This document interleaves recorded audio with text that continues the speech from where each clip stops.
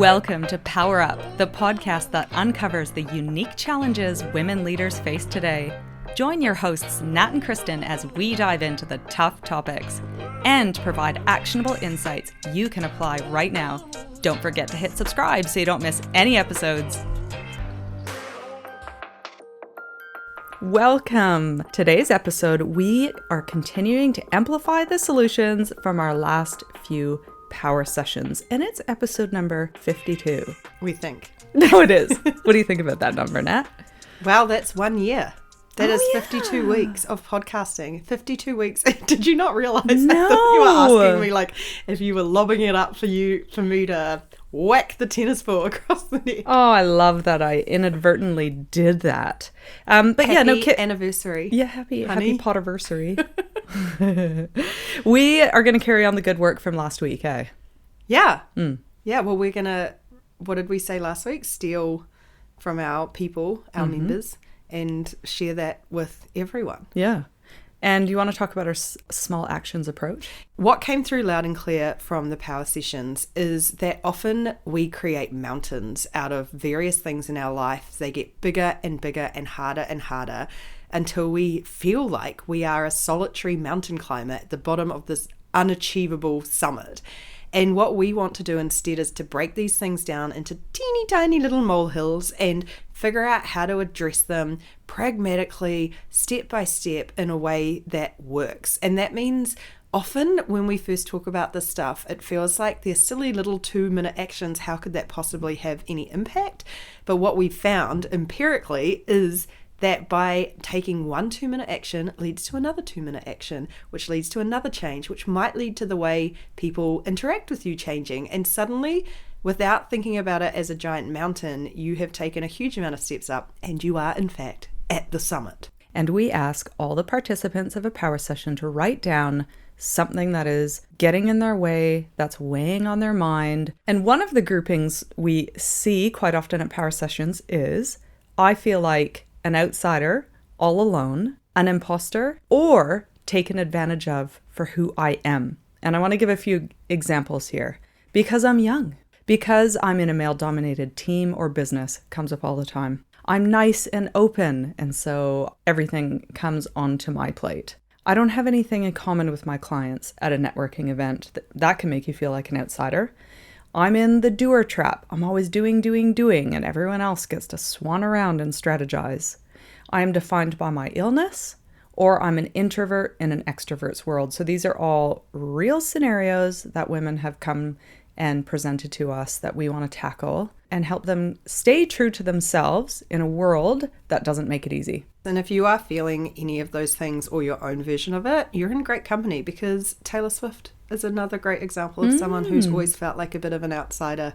She was, she's cheer captain and Taylor was on the bleachers. Like, she's always been a little bit of an outsider. And so quite often people who forge their own path, oh my gosh, I want to keep going with my mountain analogy, forge your own path up the mountain, it means you're probably doing it slightly differently and you have to figure out your own way of doing it. But you are going to get a lot of signals from the outside world that you don't belong. And they may be unintentional.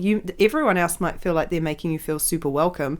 But if you're the young person looking around a room of people who are 10 years older, it is really hard to overcome that on your own and think, I deserve to be here, or I fit in. And if you are in the middle, and I've been here so many times, you're much better at this than me, but when men start talking about, I don't know, sailing or cricket, and I just don't watch those things, apart from that one time I got into the, well, what is it called? The America's Cup. You end up sort of being like, oh, I just kind of have nothing to say. So now I'm standing here, and then of course, because we're women, we internalize it. So then you're like, oh, I just feel a bit stupid. And then you kind of go quiet and then you back away. So all of these things that can feel quite simple or small and kind of invisible can have quite big ramifications on how we feel about ourselves. Yeah, well, we call them career derailers because they really can stop us in our tracks. And so we then moved into developing solution mode, because we are like, what are all the ways that you can solve some of these problems? We're going to pick a couple. We're going to talk through them. These were co-developed by our power session attendees. And then we are going to share an action as it relates to that solution. So Nat, go ahead, pick one of these solutions. I'll start at the top of our list. Boundaries. And boundaries is something that I find I've been working on a lot for the last couple of years. And one thing that has to be true about boundaries is it's something that you can do that doesn't have to impact anyone else. So you're not asking anyone else to change their behavior. You just get to change yours, which is for a lot of us who really struggle with feeling like we don't belong. It's kind of nice to think about it like that. You're not asking anyone else to change. You're just changing your behavior. So if you are someone who feels like you're maybe taken advantage of a little bit, or you're too busy stuck in the busy trap or the doing trap while everyone else has space, you can practice saying no. You're not saying someone else has to do the work. You're not saying anyone else has to change their behavior. You're just saying, I'm not going to do that anymore. And our hot tip there is you actually should practice saying no, because most of us, and for example, I used to, and we've talked about this a little bit, I used to get invited sometimes to various events that I didn't want to go to. And so I'd say yes, and then I'd try and figure out an excuse to say no. But what I found is when I practiced saying no in advance of, I don't know, I don't feel like going out to the suburbs, or this is not an event that matches where I want to be at. When I actually got the language and I had it in my back pocket, it made it so much easier to say no. And that applies across everything. If you find yourself being asked to do something too much, practice saying no so that you have the words ready to go. Because otherwise, if you're anything like me, you won't have them in the moment, and afterwards you will self-flagellate about how you accepted yet another thing that you didn't want to accept. Yeah, good. Okay, boundaries as number one. I'm going to start with something else that you can take control of, and that is this concept that Nat and I call self-leadership. And it's really getting to know you as a leader and how you perceive yourself as a leader, because that will often explain why you are uniquely perfect to be in that scenario and to be one of the firsts, and why you're there. So that is really taking a strengths test. We use High Five test, which is free, or you can use some paid ones, or you can ask friends or ex-colleagues, what are your strengths, or current colleagues for that matter. You will then get a list of all the strengths. These are skills that you naturally gravitate towards and capabilities. You find this type of stuff easy. You often get confused why other people can't do this thing, be it stand up on a stage and tell a story, or be it starting new work, a new project, or keeping time and delivering projects, that kind of thing. Those are all these strengths. Then put a check mark next to the ones that you love doing. These are the ones that bring you joy. These are the ones that you're like, I get paid to do this. Incredible. And those are your superpowers. There's an article we wrote on them last week, strengths versus superpowers. There is a difference. We'll put a link to the article if you want to read more about that. But why this is important is to understand that you are unique. You don't need to be like those at the table or in a room full of people. We don't need same. We actually need diversity in thought, diversity in the humans we surround ourselves by, and those strengths and superpowers make you uniquely you. You deserve to be there, and by knowing them, I think there's a real confidence boost in that, I think, if you're reminding yourself of that. I think we posted last week on Instagram the High Five test and got a bunch of Powrsuitors sharing their strengths as a result. And I got a real kick out of reading them, because especially if it was people I kind of knew a bit, that when you read their strengths, firstly, they were so proud of them. And secondly, that you could really go, that's so true. And now I know that I should go to you for this stuff because you are uniquely valuable at doing that stuff. I really like it. And thirdly, on that note, is prioritizing where you truly add value. And I think there's a couple of ways to do this. I've done this a lot. I used to have a web design agency. And if I wanted to add value in the world about things I really cared about, I would work for a bunch of nonprofits and use those skills that I had to be able to add value for them.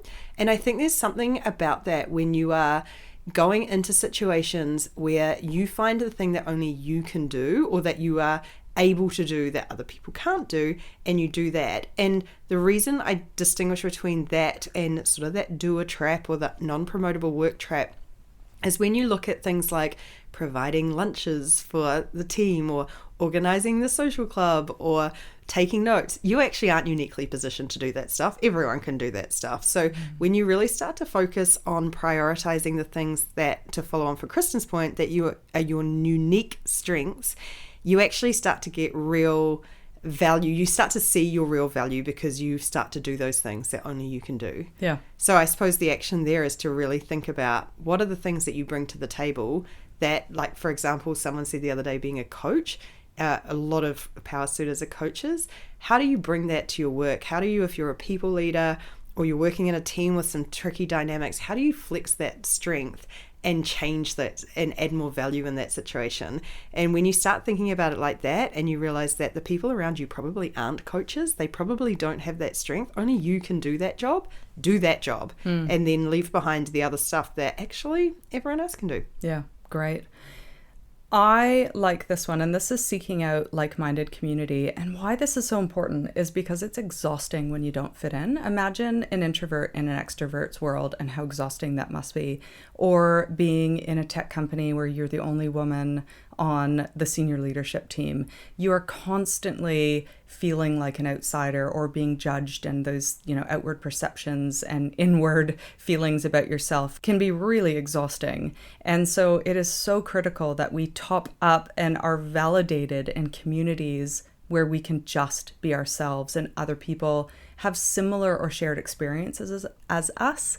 And so we love this concept of this could be in a group at work that you form. It could be outside of work where you're looking for people with shared interests, or it could be the new Powrsuit membership network. And we are creating a community that's launching this month that is for you. And it's for women that feel like outsiders that want to come in and connect with a wider community, but equally can connect in smaller groups within that community with people who are just like them. And I think there's something really powerful in just being comfortable with a group of people, not feeling like you have to explain yourself, not feeling like you have to be someone else, and just have your experience be validated. So seeking out like-minded community is really powerful. I completely agree, because I think I remember the Girls That Invest, we talked about this a while ago, where they surrounded themselves with podcasts, so it felt so natural to just start a podcast, and the same rule applies here. We often undermine these challenges we're going through and think, oh, they're silly and petty and little. I should be able to do this. Yeah, I should be able to do it. I should be able to do it on my own. And when you surround yourself with people who feel the same, you can get over them a lot more quickly because you can learn from each other, but you also start to realize the weight of the things that you're facing. So I really like that. Self-limiting beliefs. We have this great exercise that will be, again, included in our membership network around really addressing those beliefs that we have about ourselves that we blame ourselves for.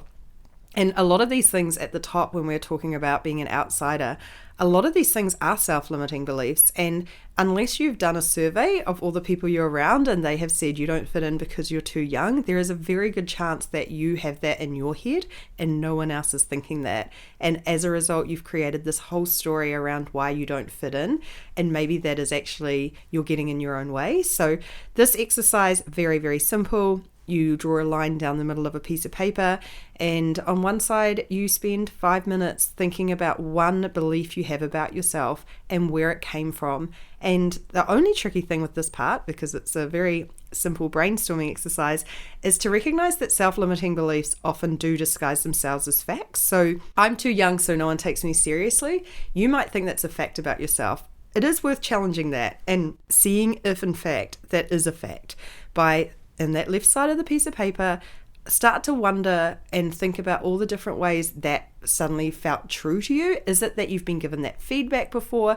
Is it that you're often surrounded by people a lot older than you? What are all the reasons that lead you to think you are too young to belong? And I'm using that example, but there's a bunch more. Then do that for 5 minutes and spend that time sitting in that discomfort of really trying to think about what led you to get to that belief. And then set another timer for 5 minutes and start thinking about all the different ways you might challenge that belief.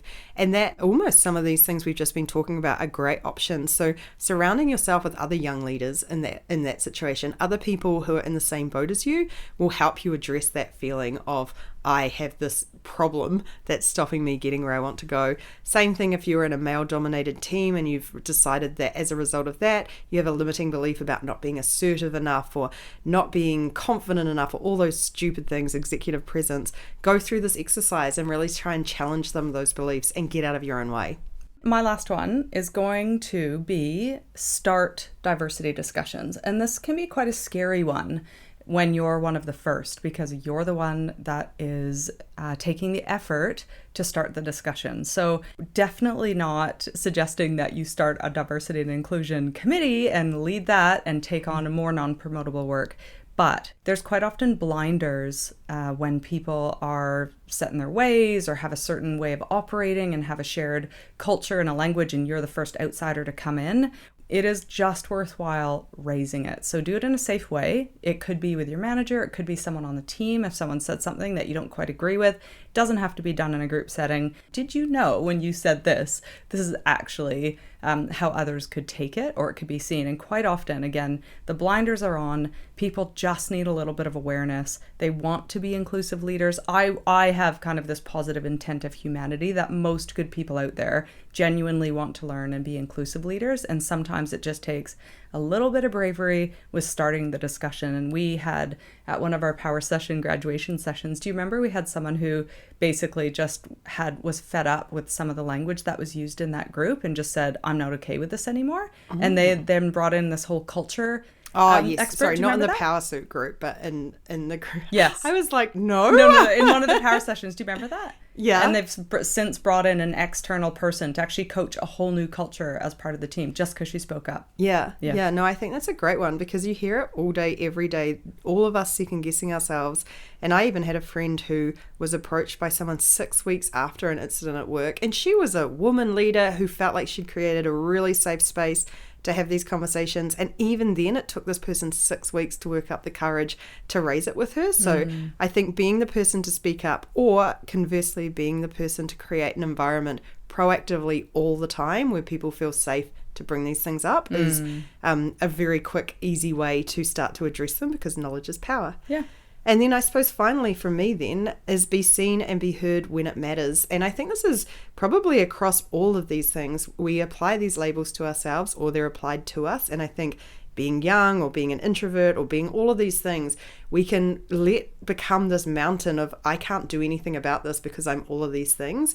Whereas if you actually flip that on its head and think, like we've said, what is the unique value I bring to the table? Or in every instance that you're in, every situation, what can I do now to add value? And it doesn't have to be being the loudest person at the table. It doesn't have to be dominating the conversation. It could be asking one question that really challenges the thinking, or it could be raising one great point, or it could be saying to everyone, I really thoroughly enjoyed this conversation. I'm going to go away and think about it and send you my notes afterwards. Think about where it's important to be seen and heard and do it in your way there. And suddenly you stop, sort of take it away from being, I feel alone or I don't feel part of things, into I've added a piece of value, and it changes that narrative in your head as well. And it will change how other people look at you, because I guarantee it doesn't matter how introverted or young or old or whatever the label that's been slapped on you or that you've slapped on yourself to make you feel alone. As soon as you start being known as the person who adds the most value, all of that goes out the window. Yeah. So focus on that, and again, let go of some of the other stuff that you don't need to be doing. Yeah. I hope that was helpful. There was one solution in there, Nat, that I was sure you were going to pick and you never did. Oh, what is it? I'm going to let you scan through and pick. Introduce yourself? No. Start your own rockstar girl band. Yeah. I was going to say that, but then you were talking about community. Finding community, and I was like, obviously a rockstar girl band is where I belong. I knew it. When I did it, I was like, oh, I've cancelled out her ability to choose that one. You cancelled me. Start my girl band. Start your own rockstar girl band. I was like, that's so Nat. This is a terrible thing to say, but my actual girlfriend we've got the security camera, which is a disaster. So far, all we've caught is Kyla letting a cat into the house, and then she came home with takeaways one day and displayed it to the camera so I could see that she was eating delicious food while I was out. And then we had a friend's birthday party, 35th, on Saturday, and now there's security camera footage of me coming home in a pink glittery dress singing, what's the song? I Can Buy Myself Flowers, Miley Cyrus, singing and stumbling to the door. And I'm like, we need to get rid of the security camera. I think it's broken. This might make great social media content. It's going to work for my band.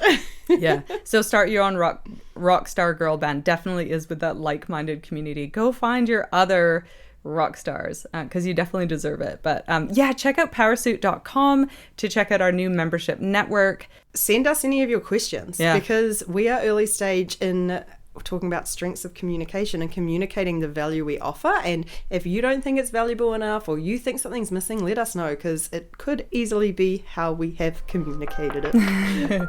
We'd love to hear from you, and we will catch you next time. Bye. Bye.